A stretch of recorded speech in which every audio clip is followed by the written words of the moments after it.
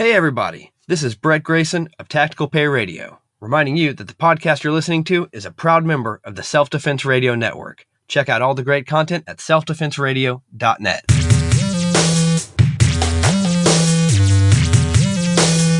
Welcome to Unload and Show Clear, the podcast about all things IDPA. And now, here's your host, the high-functioning marksman, Lloyd Bailey.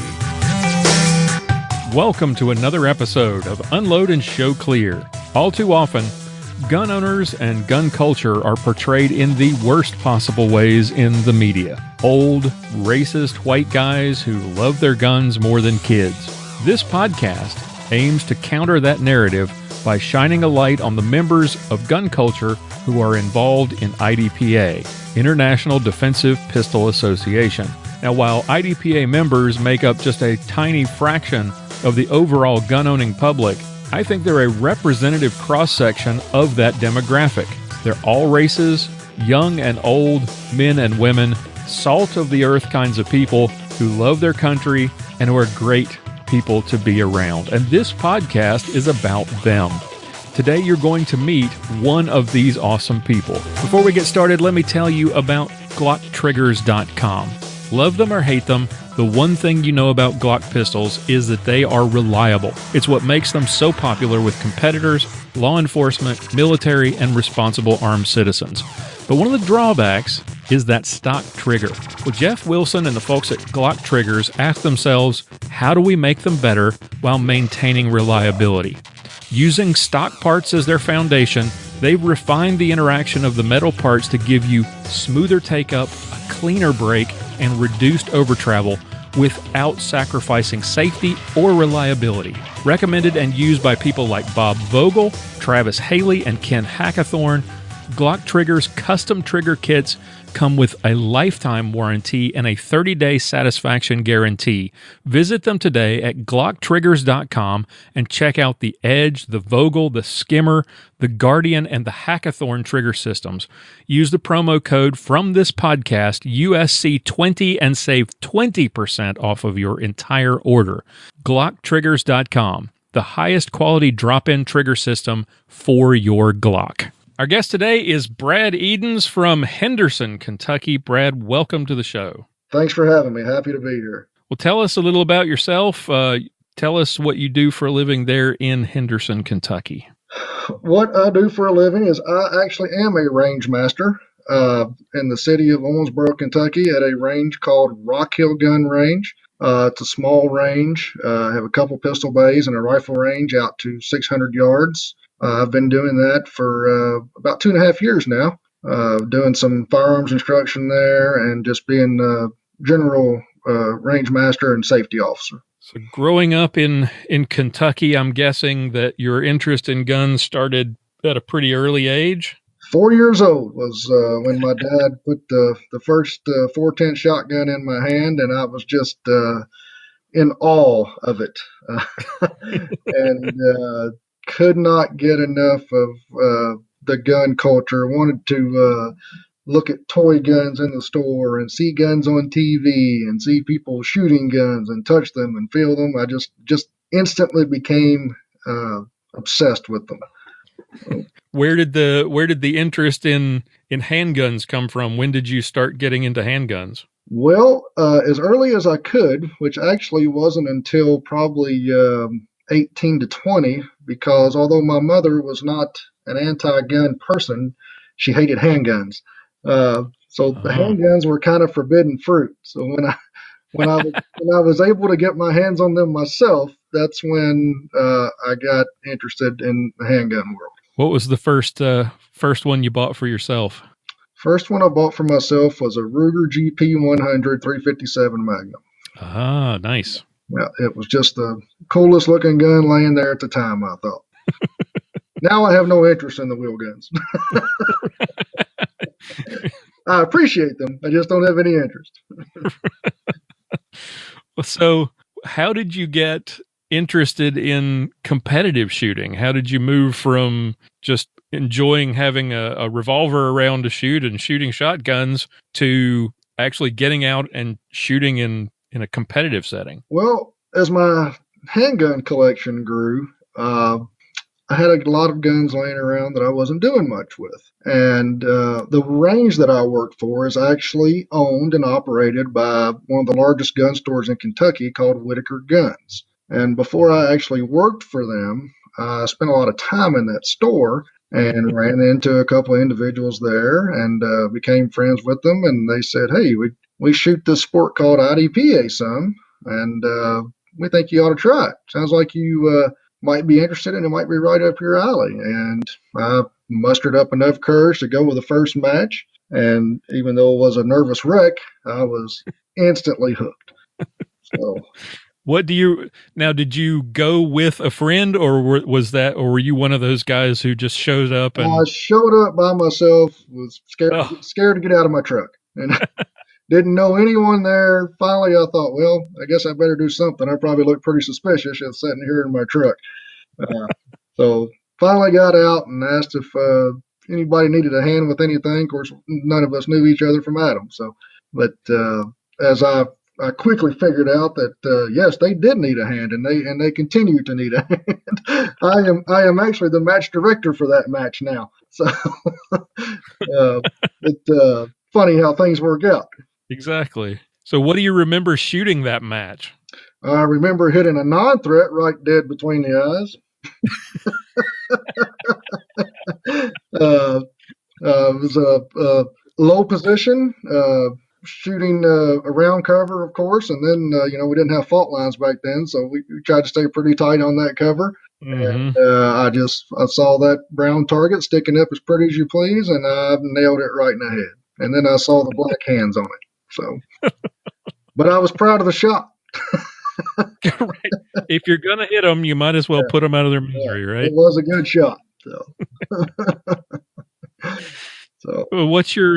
What is now your favorite division, and what gun do you compete with most often? My favorite division for the past 2.5 years has been CCP.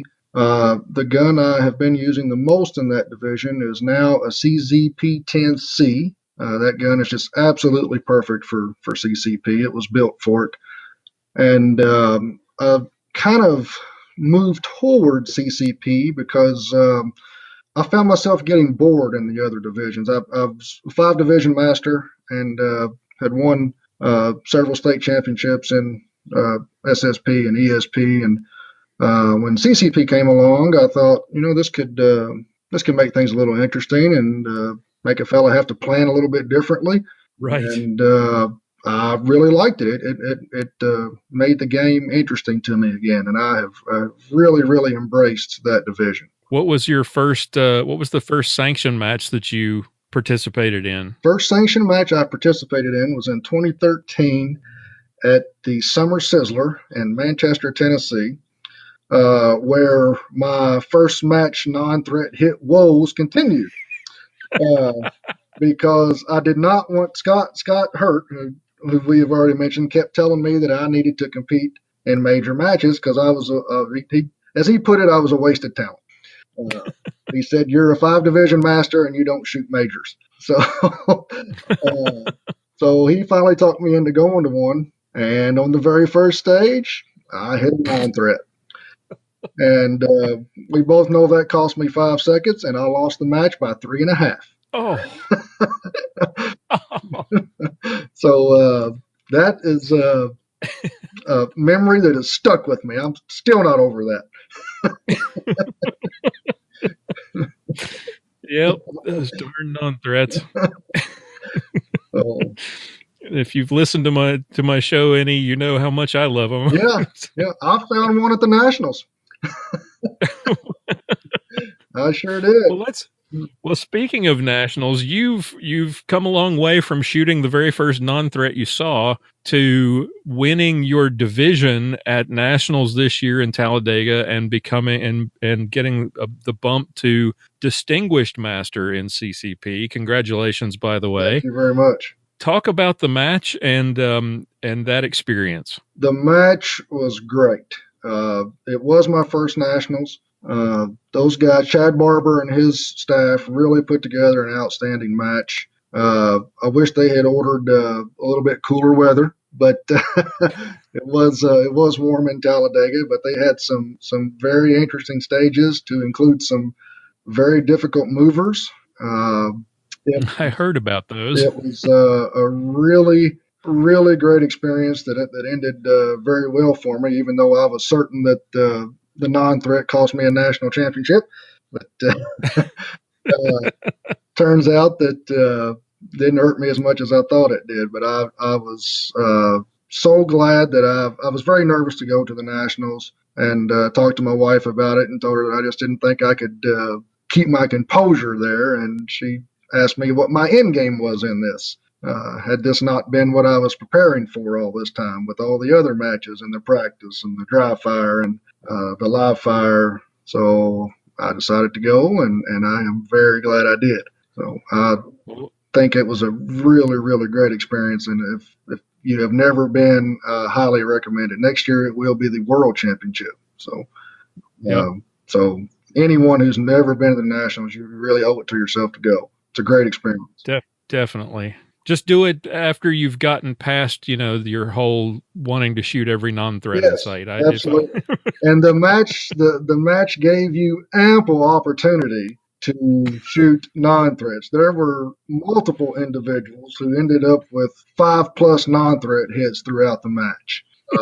So they were definitely there with their hands up. So. Well, I mentioned that because in 2016, when I shot Nationals here in Texas, I shot between Nationals and the match before in Benton, Arkansas, I shot 17 or 18 non-threats. Wow. Well, it happens. It happens. Well, the way I justify it is, you know what? If you're not hitting a non-threat every now and then, or you're not having a miss, you're not pushing hard enough. So that makes me feel a little better, That's right. So I was pushing pushing so hard I hit that non-threat. Yep. So when you hit the non-threat, did you have the flashback to that first match? Did you think, "Oh no, here we go," or did you? Yeah, instantly. Instantly, I thought, "Wow, deja vu, just on a bigger scale." Right. Because those are words that you never want to hear a safety officer utter. Hit on a non-threat. Mm. You just feel like you're in a terrible dream. He didn't really say that, And the bad part was I could not have hit it any less. It was a break. I did not argue it at all. It definitely broke the perf, but another 1,000th of an inch, I might have been okay.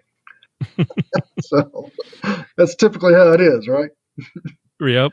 Did you have a sense as you were going through the match that, hey, this is really going well? I did. Did you have an idea that I shot Friday morning and Saturday afternoon, and when I come off the range Friday afternoon after we finished, I felt like that I was in a good spot. I had shot pretty well. I was down minimal points, and I hadn't made any mistakes to that point through the first half of the match. So I felt like I had set myself up for success. Now, whether or not I was going to continue that, I had at least given myself the opportunity. So. And then second day started out great, or no? Second day started out with a miss on a head. Yeah. Oh, Lord. Sure did. On a warm-up stage, they changed the format on us a little bit because they were trying to get us all started a little bit earlier. Because on Thursday night there were some people that ended up finishing their match on Thursday under headlights. Yes. So we did not want to run into that. So they put about 50 to 70 of us on one bay and set up the second day warm-up stage in 3 different positions. And I'm very routine oriented, and that kind of threw me out of my routine a little bit. And the warm-up stage was a strong hand, weak hand, and I dropped a headshot on the strong hand side. So it did not start great. No. But when you got to the end, did you know that you'd won, or did you have was it a surprise when you found out? I felt like it was close because with the addition of the non-threat, with only 3 stages to go, I obviously knew that did not help my cause any. Right. So I had felt like that it was going to be close. I really wasn't sure at that point. No, I just felt like it was close. So, yeah.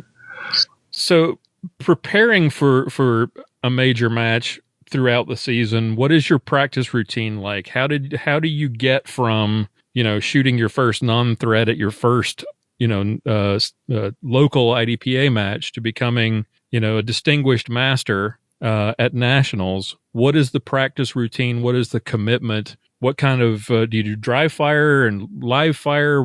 How much do you do of each, and how many local matches do you shoot? What's the practice routine like? So, what's the commitment? Local matches. I'm actually in a very good area for local competition. We have 2 clubs within 10 miles of each other that has a match on the first Saturday and the second Saturday. So as part of my routine, I will shoot 2 local matches a month, and then normally on the Saturdays I'm not shooting a local match. I will do a 200 to 400 round live fire practice where I set up a stage and shoot the stage multiple times, switch a couple things around, shoot it multiple times.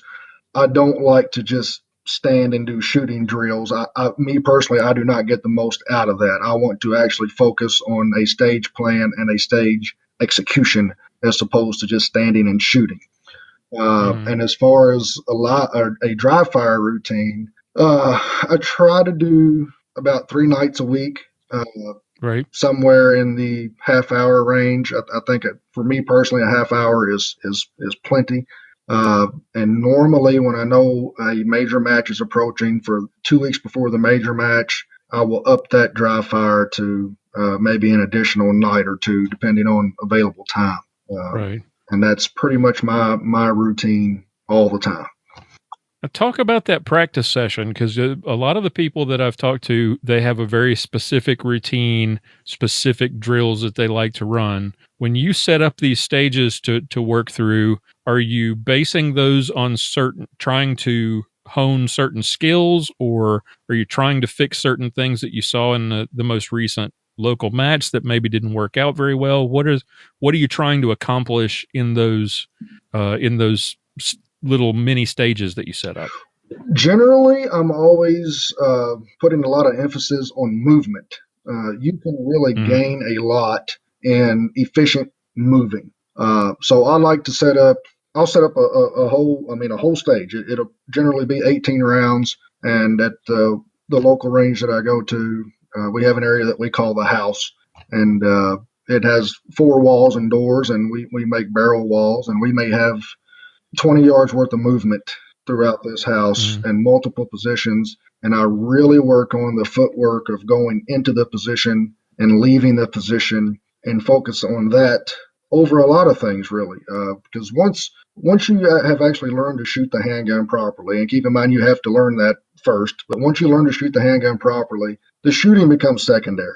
It's everything else where you gain your time. It's your stage planning and your execution of the stage, and then that movement. So I really like to focus on a lot of movement. Now, if I know that I have been struggling in one particular area, then I will set up something that helps me improve on that. I also like to run tests. I won't call them drills. I'll call them tests to see if I have a couple different ideas on how to accomplish the same thing. I like to run a test and see which way is faster. And you can really do that a lot shooting CCP, because there's always the opportunity in CCP for you to burn extra rounds and shoot yourself to that fast slide lock reload. But there's also usually the opportunity to do tack reload on the move. So I like to go, like if it's a 17 round stage, I never try to do that second reload if I don't have to, because I know I have 17 rounds I can shoot and only do 1 reload. Well, I may run that stage and only do that 1 reload, and maybe do a standing slide lock reload, as opposed to slowing down my movement a little bit and doing that second tack reload. For me, it's usually don't do that second reload if I don't have to, because I can do a pretty fast standing reload, and I like to run those tests to see how the time works out. And actually, they're usually pretty close, within a second or so of each other. So that's what I like to focus on more in my live fire. Very cool. So I gather from the description of your practices that the kind of stages that you like best are the ones where you do a lot of moving. Absolutely. Yes. I feel like that is one of my strong points. The more moving, the better for me. Do you like the run and gun stages where there's not a whole lot of difficult targets? I guess from past history, you probably don't like a lot of non-threats. Do you like? I only have a problem with non-threats at big events. I can shoot 100 local matches and never come within 2 inches of a non-threat, but put me in a big event and Lord only knows. But yes, to answer your question, I do generally like stages that give me the opportunity to do some fast shooting and move through them quickly. Gotcha. So as we wind this down a little bit here, what is it through all this time, what is it that makes IDPA so much fun for you? Why is it that you devote the kind of time that you have to get as good as you are, to spend the time shooting the local matches, to going to traveling? Oh, that's the other question I was going to ask you before we get to that one. How much traveling do you do for sanction matches? How far do you typically travel? On the average, it's about 3 hours. Now this year I have done much more traveling. I actually traveled down to Arkansas and shot the suicide prevention match, which that was an 8-hour trip for me. So that's as far as I've ever been. And then of course Talladega was about 5.5 hours for me. But on the average, it's 3 to 3.5 hours for a sanctioned event. I'm also a little bit of a homebody. I don't like to leave my wife and daughter at home by themselves. So I have a hard time getting very far away from home without them. Right. I understand. And that's completely on me because my wife really doesn't need me for anything. She's incredibly independent. But I like to think she needs me.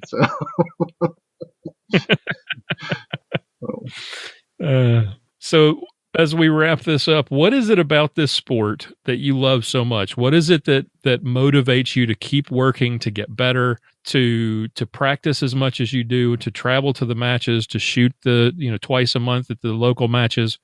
What is it about IDPA that you're passionate about? It never bores me. Never. I'm always excited by it. The stages are always different. The stages are only limited by imagination. I never get bored with it. I've had lots of other hobbies, and this is the only hobby I've ever found that I'm always excited about. Not to mention, I have made the best friends of my life shooting this sport, and that keeps me coming back all the time because you want to spend time with those people.